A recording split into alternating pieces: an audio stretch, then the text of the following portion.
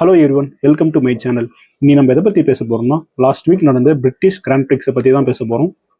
இந்த ரேஸ் பார்த்தீங்கன்னா ஒரு ட்ராமாட்டிக்கான ரேஸ் தான் சொல்லலாம். இந்த ரேஸை மிஸ் பண்ணீங்கன்னா one of the best British ஜிபியை மிஸ் பண்ணிட்டீங்கன்னு சொல்லலாம். ரேஸ் ஸ்டார்டிங்கில் பார்த்தீங்கன்னா கிமி வந்து ஸ்லோ ஸ்டார்ட் பண்ணதால் சார்ல்ஸ் லெக்லர்க் வந்து ரேஸ் இனிஷியலாகவே கிமி வந்து ஓவர்டேக் பண்ணிட்டாரு. லூயிஸ் ஹாமில்டன் பார்த்தீங்கன்னா டர்ன் 1ல் கிமியை ஓவர்டேக் பண்ணிட்டாரு.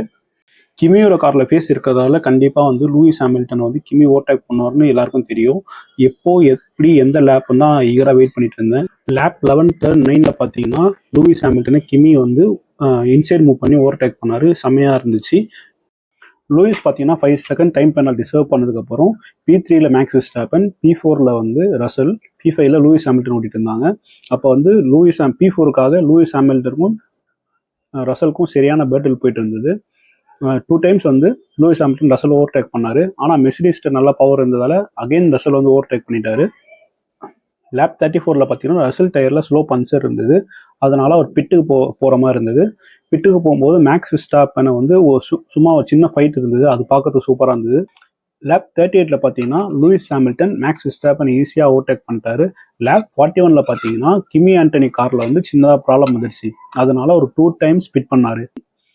காரில் ப்ராப்ளம் வந்தப்போ ட்ராக் லிமிட் எக்ஸிட் பண்ணார்னு சொல்லி அவருக்கு 5 செகண்ட்ஸ் டைம் பெனால்ட்டி கொடுத்தாங்க. லேப் 48ல் பார்த்தீங்கன்னா மேக்ஸ் வெர்ஸ்டாப்பன் வந்து ஒரு கிராஷ் பண்ணிட்டாரு.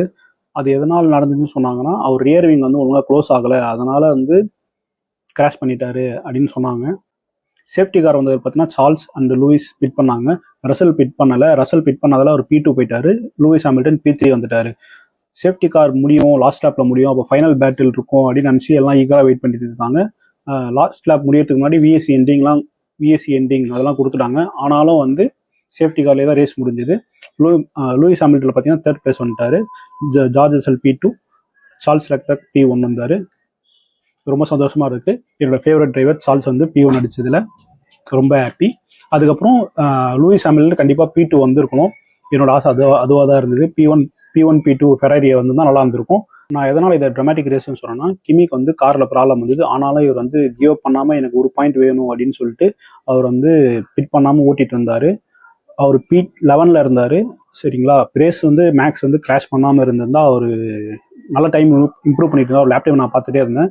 5 செகண்ட்ஸ் போக அவர் வந்து P10 வந்திருக்க வாய்ப்பு இருக்குது. லூயிஸ் வந்து P2 அடிக்க வேண்டியது. பிட் பண்ணதால் அவர் வந்து P3 போயிட்டார். அது கொஞ்சம் சோகமான விஷயமா இருந்தது. அதுக்கப்புறம் கிட்டத்தட்ட 650 டேஸ்க்கு அப்புறம் வந்து சார்ல்ஸ் வந்து ஒரு ரேஸ் வின் பண்ணியிருக்காரு. அது பார்க்கறதுக்கு ரொம்ப ஹாப்பியாக இருந்தது. அதனால இது ஒரு ட்ராமாட்டிக்கான ரேஸு அப்படின்னு